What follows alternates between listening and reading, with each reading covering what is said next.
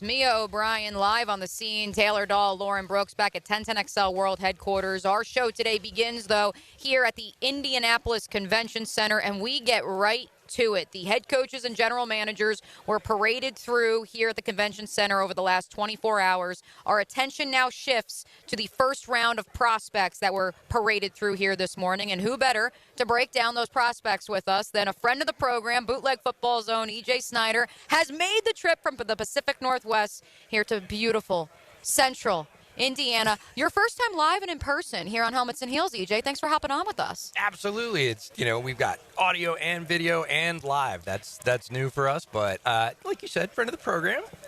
No Taylor. Hi, Lauren.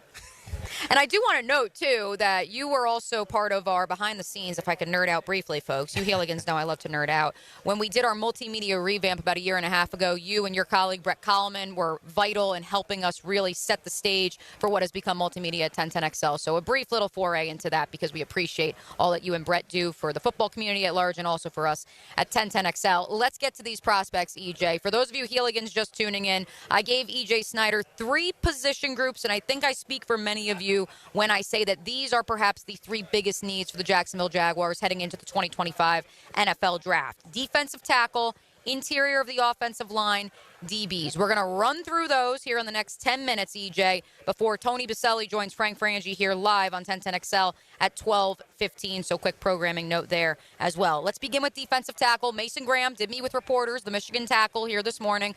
You and Brett made some waves over the last few days because you're not as high on a prospect that many believe is the cleanest in the draft. Why? It's funny. We mentioned that, there was a lot of talk about him, certainly as the first defensive tackle, as a top 5 pick, top 10 pick for sure. And he's occupied that space almost like a preseason ranking for a long time now, really from the beginning of the season. Played last year very well, came in, played this year again very, very well. I'm not sure. He's a very safe, high-floor prospect. He also has some explosiveness. This is not saying that Mason Graham is a bad football player or that we don't like him. We're talking about the difference in maybe 5 spots, and that's where the waves came from. Like, oh, you don't think he's top 5, or oh, maybe you don't think he's top 10. Still means he's top half of the first round, and he's almost guaranteed to go there. But he lacks a little bit of explosiveness for me on the interior. He reminds me a lot of a guy that came out last year from Florida State, Braden Fisk, who I loved. He was one of my gems, right? But nobody's talking about Braden in the top 15. So if we talk about very similar players, and I think Mason has a little bit more, very good football player, has put up plenty of tape, has great physical measurables, but it's rich, right? You're in the top 10. That's high-value real estate, right? The irony is not lost on me, though, EJ, because I asked James Gladstone, which if you haven't heard this yet, be sure to log on to the 1010XL Jaguars YouTube channel and take a listen to our local media availability with the Jaguars GM. I asked him about arm length being a buzzword in Duval County for the better part of the last 5 years, and he said verbatim, you can go back and look at my drafts with the Los Angeles Rams, and I think you will have your answer about how I feel about arm length. A perhaps subtle shot at Trent Baalke, yes, but also the fact that the Jaguars passed on Braden Fisk not once but twice, and the Los Angeles Rams were comfortable enough to trade up for him. Absolutely. Love Braden Fisk as a football player, and So that's your comp, though, for Mason Graham, is you believe he is a supercharged version of Braden Fisk. Yeah, I would say that's fair. I think they play a very similar style of football. The things that impress me most about Mason are not necessarily his technical hand use, but that he never stops. He hammers the player across from him throughout the down with his hands. He never stops. And he's super aggressive there, and he gets a lot of wins, right? He gets a lot of soft edges. He gets free from blocks because he just doesn't give up. He brawls for the entire down. And you see that high energy, and Fisk was very much the same way. So let's say the Jaguars don't go defensive tackle and Mason Graham at number 5. Who is a prospect perhaps top of the second round, third round at the defensive tackle position, or maybe even later in the first? Maybe they trade back in, they trade back, that you have your eye on? There are so many, as you've talked to most folks, Gladstone, in partnership for sure. Like, there are 40 defensive tackles in this class with a draftable grade. That is twice as many as last year from a defensive tackle draft that was very good. So you're going to have choices, and because of that, you're going to have guys available in the 4th round that were probably second rounders last year. Guys that are going to start are going to be available in the back end of day 2 and the beginning of day 3. And that's not typical. Those are usually back end rotational guys that are, hey, we're going to build them up. Some of those guys are going to start. Even down around, say, pick 100, a guy like Jamari Caldwell, who is the 3rd guy from Oregon, right? Jordan Birch is the 2nd guy. He's going to go probably in the 60s. And, Derek Harmon's probably going to go in the 1st round. So if they trade back into the 1st round, it's Harmon. If they wait until the 2nd round and they want a big 4-eye, it's Birch. And if they wait to 100 and they want a 320-plus pound guy that can get free and rush the quarterback a little bit, it's Jamari Caldwell. They all just happen to play on the same team. And that's just from one school. That's one school. And there's another school in this draft that also has 3 guys. Texas A&M is going to have 3 of their defensive linemen drafted throughout the first 3 or 4 rounds. They're all going to make impact. They're all really good football players.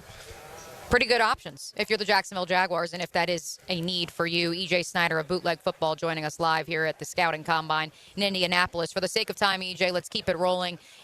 Because of the flexibility, because of the depth at defensive tackle, perhaps the Jaguars look to address their offensive line in the first round of the NFL draft. For you, when it comes to interior of the offensive line, 2-part question. Number 1, who is your top 3-4 guys if you are looking to address that area of the line of scrimmage? And B, do you believe Will Campbell of LSU could kick inside from tackle to guard? There's a lot of people saying that they believe guard is his primary or first position. I'm going to default to what a friend of mine said a couple days ago. I'm going to let him fail at tackle first. Okay. He's got SEC tape. Again, arm length. We just talked about arm length. Defensive tackles, obviously the same on the other side. Can they keep those guys at bay? I think Will Campbell has the tools. And it's going to be up to the team's tolerance to say, hey, are we going to put him out there and see if he can do that first because it's a higher value position for us? We see a lot of NFL teams prioritizing interior protection because, pass rush up the middle is the quickest, and we don't want that. So depends on the sort of offensive philosophy. Liam Cohen's obviously going to be looking for upgrades across the line from where he came from. He had a very good offensive line. Same with Ben Johnson in Chicago, right? They're going, hey, the basis of my offense is being having my quarterback upright, not getting him killed. I need a better starting 5. So we'll see probably inside and outside. Campbell, it's tough. At 4, it's really tough. So you look down the line, some other names perhaps in the 2nd round? Yeah, I mean, like Tyler Booker is, I think, one of the safest prospects in the entire draft. You talked about Mason being one of the safest. Tyler Booker is like high floor, potential high ceiling, great physical, great kid off the field, the Alabama guard. Like if he's available in the late 30s, early 40s, and Tyler Booker's there, and you need offensive line help, you feel very, very solid picking him. For the sake of time, let's keep it moving to that final position group. I asked you to come prepared with some names for us, EJ Snyder, with cornerback. I know that there has been a lot of discrepancy, not just about what position Travis Hunter will play at the next level, for sure, but how Will Johnson of Michigan will run. And so we may not see a corner not named Travis Hunter until perhaps after the 10th overall pick. That's out of the Jaguars' range of the 5th overall pick. For corner, how deep is this class? Is it a market the Jaguars could wait until the 2nd, 3rd, 4th round to address that corner spot opposite Tyson Campbell? Are you looking for a starter? Yeah, the hope would be, yes. The hope would be. I mean, people love Buster Brown in Jacksonville, but don't get me wrong. If they could upgrade, I'm sure they would be willing to do so. I think Buster Brown is the classic, he's not going to keep me from picking somebody else player. Yes. Yeah, so if you're looking for a starter in this cornerback class, you're probably going to have to get that in the 2nd round if you're not going to spend that 1st-round pick on it. And I'm not sure there's a corner that's worth that 1st-round pick. So 2nd round's probably the sweet spot for the Jags looking for a corner.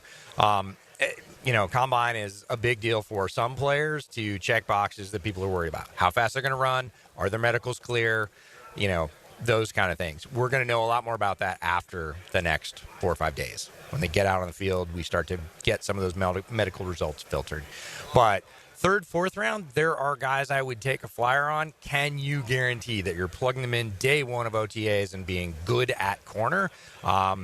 You'd have to be really sure in your scouting staff. So briefly, some names outside of those top 2 corners, perhaps that many people believe you think that could be there in the 2nd or the 3rd round. There's a bit of a gap because people talk about Hunter, talk about the Michigan corners. Haven't gotten super deep into the corner one, so I'm not going to throw corners at you yet because I'm waiting on all 22. Okay. Really, the only great way to do corners. You can't really do it off TV tape because they disappear immediately. Yes. But I'll make you this promise. I'll get through the corner class. Yeah.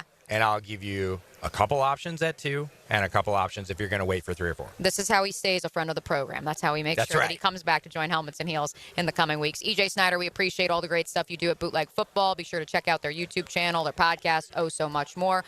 Hey, Mia here, and thanks so much for watching 1010XL Jaguars. For even more coverage of the Big Cats, be sure to subscribe to 1010XL Jaguars.